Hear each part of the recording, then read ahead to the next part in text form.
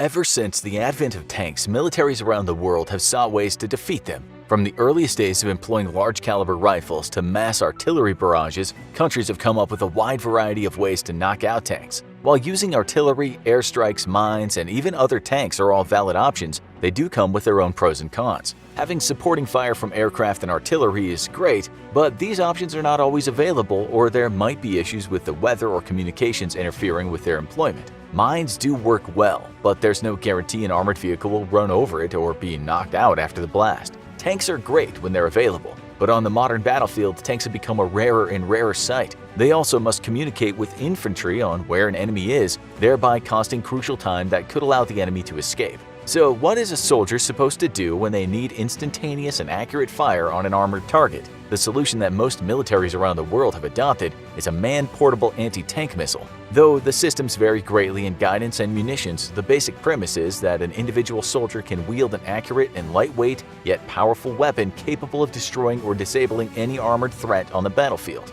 While a seemingly simple concept, it's actually taken decades to perfect the weapon system into what militaries are fielding today. As it turns out, developing a weapon system strong enough to take out a tank that can be easily carried by one soldier or mounted on a small vehicle is a surprisingly difficult engineering concept. The first earliest developments of anti-tank missiles or rockets came to the forefront in the Second World War. Almost every country developed their own anti-tank missiles that would become the baseline for later systems. The British Piat, the German Panzerschreck, and the infamous US Bazooka are just a few examples of these. Though extremely effective at close ranges, these weapon systems had their own faults, from difficulty in reloading to accuracy problems. But despite their vastly different designs, the one thing that these early weapons all had in common was their explosive warheads. Each weapon integrated publicly available technology known as shaped charges. Shaped charges would be crucial in anti-tank warfare since they have a much higher penetration power than a normal high-explosive round. The way a shaped charge works is that the explosive is at the end of the warhead and has a cone-shaped cavity ahead of it. At the end of this cavity is the detonator. When the warhead strikes the target, the detonator will be the first thing that explodes. This explosion creates a small electrical charge that serves as the catalyst for the explosive charge held within the warhead to explode. Once the explosive charge is ignited, the gases are funneled from the wide part of the cone-shaped cavity to the small point near where the detonator was. The gases crush the metal cone, usually made out of copper, into a white-hot beam of metal and energy. This part of the process is called the stream, and it's this superheated and dense stream of energy that gives anti-tank missiles their power to punch through armor, and it all relies on simple physics. Take, for example, a 100-pound force being pressed onto 1 square inch. The resulting pressure would be 100 pounds per square inch. The square inch in this example would be the diameter of the warhead. Now let's make this smaller by creating a shaped charge and decrease the surface area over which the explosive charge is distributed. For simplicity's sake, let's cut the surface area in half to half a square inch. The resulting pressure would be 200 pounds per square inch. Therefore, by funneling the explosive energy into a smaller area, you can increase its energy over a small surface area and give it the ability to punch through thick layers of armor. You can see this mechanic in action whenever you look at pictures of vehicles that have been hit by high-energy anti-tank or heat rounds. The entry hole is incredibly small and the exit hole is very large. That's because as the concentrated energy punches through the armor, it expands once it reaches the air cavity inside the vehicle. It's this basic principle that makes anti-tank rounds so effective. However, there are some considerations that gunners and engineers need to consider to make an effective weapon. If a shaped charge detonates too close to the target, the stream does not have enough time or space to fully develop, thereby making it weaker than it could have been. If it detonates too far, like some common countermeasures make the rounds do, then the stream will lose energy on the way to the armor and have less power to penetrate it. Therefore, shaped charge explosives need to explode at just the right distance to be effective at punching through armor. After the end of World War II, the various world powers set about creating their own man-portable anti-tank missiles. The first two most common examples were the American M72 Law and the Russian RPG-7.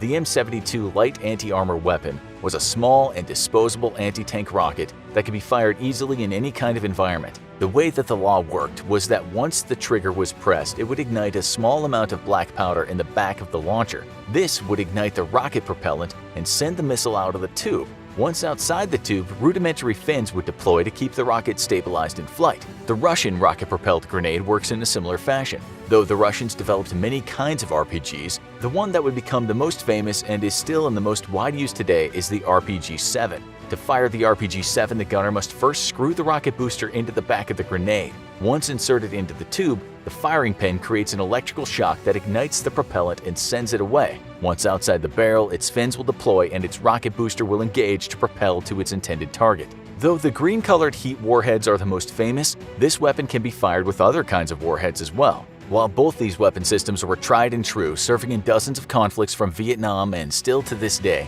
they do have a major drawback of being unguided. Once the gunner fires the weapon, if the target moves before impact, then the round might miss. While this might not be a problem for short ranges, after all, the RPG does move hundreds of feet per second, contrary to what Hollywood might have you believe, effective fire on targets greater than several hundred yards becomes an issue. To solve that problem, the US developed one of the most famous and still used anti-tank systems today, the TOW missile. TOW stands for Tube-Launched Optically Tracked Wire-Guided Missile. Each part describes exactly what it does. The missile is launched from a tube that can be reloaded with more missiles once fired. The launcher is equipped with more advanced optics and sighting systems, including ones for night, that are a far cry from the crude iron sights of LAWs and RPGs. But the most important feature here is its wire-guided system. Attaching wires to an explosive is nothing new. After all, most torpedoes in both world wars were wire-guided systems, but taking this technology out of the water and onto land was a revolutionary concept. By attaching long, thin wires to the missile, it would now be possible to create a much more accurate weapon. The way a TOW missile works is that after it's launched from the tube, it emits an infrared beacon that's picked up by the missile guidance system. The MGS then makes course corrections that are sent via the wires to the missile. The missile can then make the required course corrections to the target. Because the missile can correct itself, the gunner just needs to keep his or her sights on the target. By keeping the sights on the target, the MGS will have a steady reference point from which to send data to the missile and keep it on target. The concept differed greatly than earlier Russian concepts like the Sagar missile that required the gunner to manually guide the missile the entire time. Because the TOW missile system incorporates a feedback loop, the gunner can just focus on where the target is and not just the missile. Another added benefit is that the gunner does not have to take into consideration factors like windage or elevation. The TOW system is pretty much a basic point-and-shoot concept. Despite the great strides made in man-portable anti-tank missile technology, the TOW missile still has its downsides. For one, the gunner must remain exposed throughout the entire flight path of the missile, since if they take their eye off the target, the missile could veer off course.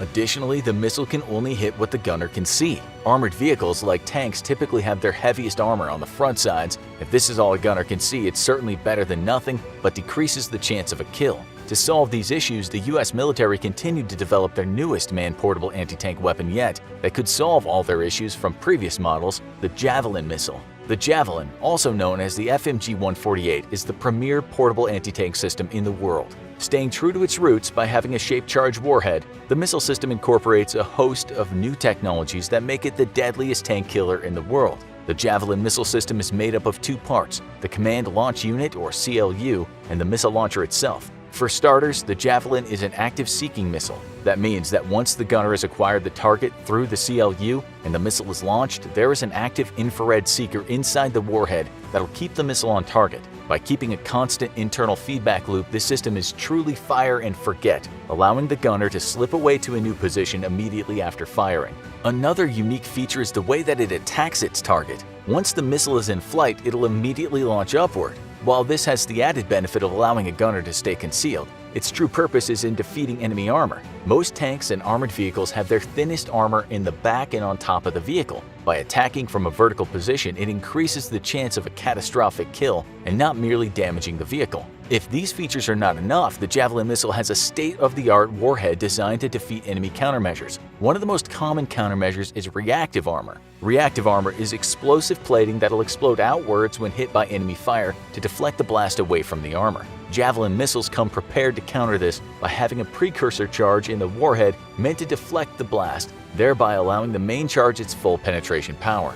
Since World War II, militaries have sought to make man equal to machine on the battlefield. By creating weapons that can feasibly take out enemy armor, not only can troops effect change tactically on the battlefield, but will have an added benefit of increasing morale by giving a real solution to enemy tanks. Modern military equipment has come a long way from the rudimentary methods employed during world wars. With a plethora of threats facing tanks, it's no wonder their utility on the battlefield has been greatly diminished, due in no small part to the effectiveness of anti-tank guided missiles. If you thought this video was interesting, be sure and check out our other videos, like this video, called The Real Reason Russia Wants to Expand. Or perhaps you'll like this other video.